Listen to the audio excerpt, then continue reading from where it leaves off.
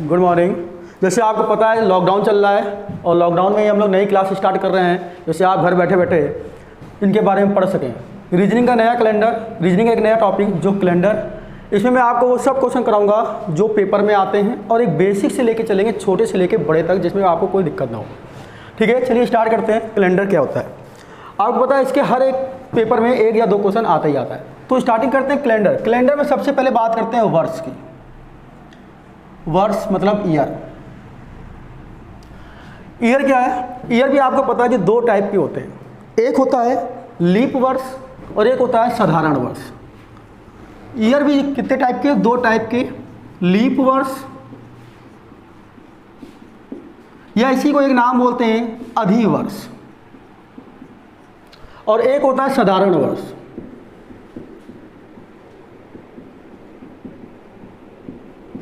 अब लीप वर्ष और साधारण वर्ष में क्या अंतर है?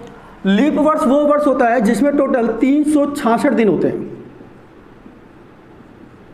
और साधारण वर्ष में 365 दिन होते हैं।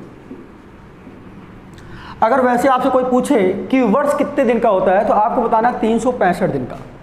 ये लीप वर्ष क्या होता है? हर 4 साल में आता है एक बार। इसमें 366 दिन इसलिए हो जाते हैं क्योंकि यहाँ पे जब ये लीप वर्ष आता है, जो फरवरी होती है वो 29 दिन की होती है और साधारण वर्ष में जो फरवरी होती है वो 28 दिन की होती है। ठीक है, अब हमें ये पता करना है कि लीप वर्ष जो अधिवर्ष बोलते हैं तो कैसे पहचानेंगे कोई वर्ष लीप वर्ष है या साधारण वर्ष है? तो सिंपल सा तरीका है अगर लीप वर्ष पहचानने का। कोई भी लीप ईयर तब लीप वर्ष होगा जब उसमें 4 का भाग जा रहा हो। अगर कोई वर्ष दिया गया है और उसमें 4 का भाग जा रहा है तो वो लीप वर्ष है। जैसे 1996, इसमें 4 का भाग करें। अब 4 का भाग करने के लिए भी आपको पूरे में 4 का भाग नहीं देना है। 4 की डिविजिबिलिटी आपने मैथ में पढ़ रखी होगी। अगर लास्ट के 2 शब्दों में 4 का भाग चला जाए तो वो पूरा का पूरा 4 से कटेगा। इसमें 4 का भाग देंगे, 4 दूनी 8, 1 16, 4 चौको 16, पूरा भाग जा रहा है, इसका मतलब ये लीप वर्ष है। ठीक है, इसी तरह अगर बात करें 2004, इसमें भी 4 का भाग पूरा जा रहा है, इसका मतलब ये क्या है? ये भी लीप वर्ष है। बात समझ आ रही है? तो लीप वर्ष वो वर्ष होते हैं जिसमें 4 का पूरा क्या चला जाए? भाग चला जाए। लेकिन अभी एक दिक्कत और रहेगी लीप वर्ष में। अगर आपको कहीं पे शताब्दी दी गई है, कहीं पे शताब्दी दी गई है, और शताब्दी क्या होती है? जी हमेशा शताब्दी 100 वर्ष में आती है। जैसे 1 वर्ष से चालू ही मान लो 100 तक पहुँचे तो एक शताब्दी हो गई। 100, फिर 200, 300, 400। तो शताब्दी जब आएगी, या ऐसे समझ लो जिसके आखिरी में 2 जीरो लगे हों। क्या लगे हों? जिसके आखिरी में 2 जीरो लगे हों वो शताब्दी होती है। वो शताब्दी जब भी मिलेगी जिसके आखिरी में 2 जीरो होंगे, उसमें आपको क्या करना होगा? 4 का भाग ना देके 400 का भाग देना होगा। 4 का भाग ना देके क्या देना होगा? 400 का भाग। तो लीप वर्ष की पूरी परिभाषा क्या हो गई? लीप वर्ष वह वर्ष होता है जिसमें 4 का भाग जाए, लेकिन शताब्दी हो तो उसमें कितने का भाग जाए? 400 का भाग जाए। तो अगर हम बात करें 200, तो इस पर हमें 400 का भाग देंगे तो ये नहीं जाएगा, इसका मतलब ये लीप वर्ष नहीं है। 400 पे भाग दोगे चला जाएगा, इसका मतलब ये लीप वर्ष है। तो कौन कौन सी शताब्दी हो गई लीप वर्ष? जो 400 हो गया, इसी तरह 800, 1200, 1600, 2000। ठीक है, ये सब क्या होंगे? डैश डैश करके इसी तरह से ये सब क्या होंगे? लीप वर्ष होंगे। तो लीप वर्ष समझ में आ गया? इंपॉर्टेंट पॉइंट है और आपको याद रखना है लीप वर्ष क्या होता है। लीप वर्ष वह वर्ष जिसमें 4 का भाग जाए, या शताब्दी हो तो कितने का भाग जाए? पूरा 400 का भाग जाए तो वो लीप वर्ष कहलाता है। एक चीज़ और पूछी जाती है, लीपों का लीप वर्ष।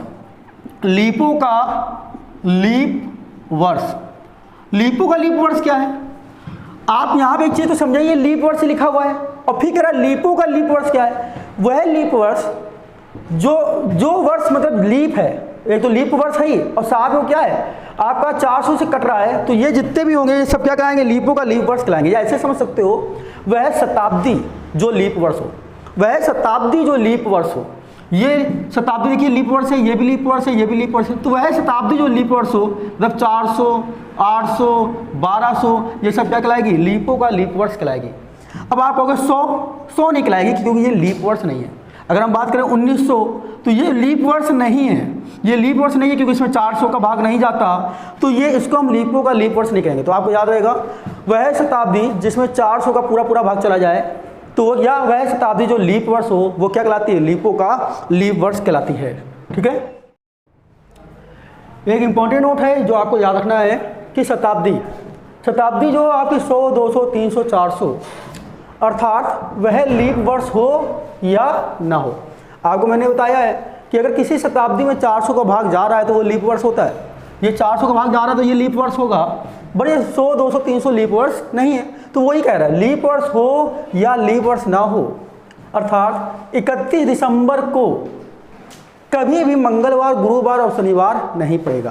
कहने का मतलब है कोई भी शताब्दी होगी, कोई भी शताब्दी हो और आपसे अगर पूछा जाए कि 31 दिसंबर को कौन सा दिन नहीं पड़ेगा, तो आपको एक क्वेश्चन याद रखना है, मंगलवार, गुरुवार और शनिवार वो 31 दिसंबर को नहीं पड़ेगा। आप ऐसे भी याद रख सकते हो, जैसे ये 3 दिन माने जाते हैं कि शनिवार को बहुत लोग कहते हैं कि कोई सामान नहीं खरीदेंगे लोहे का, या बहुत लोग कहते हैं इस दिन बाल नहीं काटेंगे, गुरुवार को दिन भी दाढ़ी बाल नहीं काटेंगे, मंगलवार के दिन भी अंडे नहीं खाएंगे। तो ये 3 दिन वैसे दिन हैं जहाँ पे बाल आल नहीं काटते हम लोग, ठीक है, कोई भी वो नहीं करते, तो ऐसे याद बना रहेगा। वो 3 दिन कौन कौन है, शनिवार है, गुरुवार है, मंगलवार है। मतलब इस 3 दिन में कभी भी 31 दिसंबर जो भी होगा मंगलवार, गुरुवार और शनिवार नहीं पड़ेगा, याद बना रहेगा। ठीक है, याद बना रहेगा, आपको याद रखना है इन 3 दिन में लोग बाल और दाढ़ी आड़ी नहीं बनाते हैं, ऐसे याद रखना है। चलिए क्वेश्चन देखते हैं जरा। लिखा है यदि 29 फरवरी 1892 को कोई व्यक्ति अपना 5वां जन्म दिवस बना रहा है तो बताओ वह अपना 8वां जन्म दिवस कब बनाएगा। अब जैसे कहा जा रहा है कि 1892 में वो व्यक्ति कौन सा दिवस बना रहा है, 5वां बना रहा है, तो आपके दिमाग में आएगा कि छठा बनाएगा 1893 को, फिर 94 और 95, 6, 7 और क्या 8, तो हो सकता है वो लोग मार के चले जाएँ 1895। ठीक है ना, बट उसके पहले में ये देखना पड़ेगा 29 फरवरी लिखा हुआ है 1892, इसका क्या मतलब हुआ, इसका मतलब हुआ 1892 एक लीप वर्ष है, 29 फरवरी लिखा है। और जो 1893 होगा उसमें 29 फरवरी आएगी नहीं, हर फरवरी कितने कितने साल बाद आएगी, 4 साल बाद आएगी। तो 4 साल बाद यहाँ पे क्या आएगी, 1892 में 4 जोड़ेंगे 1896 को कौन सा वर्ष बनाएगा हमारा, छठा बनाएगा। फिर जब 4 जोड़ोगे तो क्या हो जाएगा, 1900 हो जाएगा, यहाँ पे 7वां बनाएगा।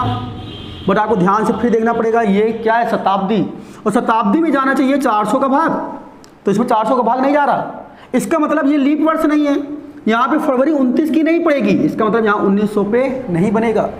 तो अगला क्या आएगा, 1904 में 7वां बनाएगा, तो नेक्स्ट जो बनेगा वो 1908 पे ये अपना 8वां जन्म दिवस बनाएगा। याद रहेगा, बहुत अच्छा क्वेश्चन है। कह रहा है कि 29 फरवरी 1892 को कोई व्यक्ति अपना 5वां जन्म दिवस बनाता है तो 8वां कब बनाएगा, 29 फरवरी, 4 साल के अंतर में पड़ती है। बस ये ध्यान रखना है, यहाँ जो 1900 आ रहा है ये लीप वर्ष नहीं है, ये लीप वर्ष नहीं है, तो यहाँ पे फरवरी 29 की नहीं पड़ेगी, इसलिए हमारा आंसर क्या आएगा, 1908 आएगा। याद बना रहेगा। ठीक है, अगला सवाल देखते हैं क्या कह रहा, 400 वर्षों में लीप वर्ष कितनी बार आता है, 400 वर्षों में लीप वर्ष कितनी बार आता है। तो पहले समझो 400 वर्षों में लीप वर्ष कितनी बार आता है, तो ये 100 वर्ष में बात करें हम, 100 वर्षों में लीप वर्ष, 100 वर्षों में लीप वर्ष अगर निकाला जाए तो हम कह सकते हैं कि लीप वर्ष निकालने के लिए 4 का भाग दिया जाएगा, क्योंकि 4 वर्ष में अंतर में आता है। तो जब 100 में 4 का भाग दोगे आप तो पूरा 25 बार जा रहा है। बट यहाँ देखने वाली बात यह कि जो 100 था वो एक शताब्दी थी, और शताब्दी में 400 का भाग जाना चाहिए, अर्थात यहाँ पे 400 का भाग तो 100 पे जाएगा नहीं, तो ये 100 है वो नहीं लिया जाएगा, तो एक कम कर दिया जाएगा, तो मतलब कितने आएंगे, लीप वर्ष 24 आएंगे। तो 100 वर्षों में जो लीप वर्ष है वो कितने होंगे, 24। बात समझ आ रही है। अगर इसी टाइप आगे बढ़ जाएंगे 200 वर्षों में, 200 वर्षों में लीप वर्ष की बात करेंगे तो 100 में 24, फिर 200 में भी कितने 24 वहाँ पे भी आ जाएंगे, तो कितने हो जाएंगे 48।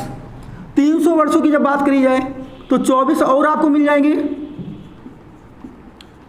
24 वर्ष और मिल जाएंगे, तो इसमें 24 और जोड़ दिया जाए, कितने जाएंगे 72। बट वो पूछ क्या रहा है आपसे 400 वर्षों, तो जब 400 वर्षों की बात करोगे 400 वर्षों में तो आप 24 इस पे और जोड़ोगे तो कितना हो गया 96। लेकिन अब ये शताब्दी है, अब ये 400 वर्ष वाली क्या है, शताब्दी है, क्योंकि इसमें 400 का भाग जा रहा है, तो ये भी तो लीप वर्ष होगा, और ये लीप वर्ष होगा तो इसमें एक और ऐड करना पड़ेगा, तो आंसर कितना आने वाला है 97 लीप वर्ष पड़ने वाले हैं। तो आपको सीधे याद भी कर सकते हो 400 वर्षों में लीप वर्षों की संख्या कितनी हो गई, 97 हो गई। कितनी हो गई, समझ में आ रहा है। अब ऐसे ही पूछा गया 800 वर्षों में बताओ, अब तो सिंपल हो गया, आपको सीधे सीधे आप बोल सकते हो 400 वर्षों में लीव वर्ष कितने हैं 97। 400 वर्षों में लीव वर्ष कितने हैं 97, और आपसे पूछा गया 800 वर्षों में कितने हैं, तो इसका दुगुना अगर कर दिया जाए 2 गुना, तो 2 गुना अगर इसका करेंगे तो कितना आएगा 800 वर्ष आ जाएंगे। तो 800 वर्षों में लीव वर्ष कितना हो जाएगा, तो इसका भी डबल कर दिया जाए तो कितने लीव वर्ष आ जाएंगे 184।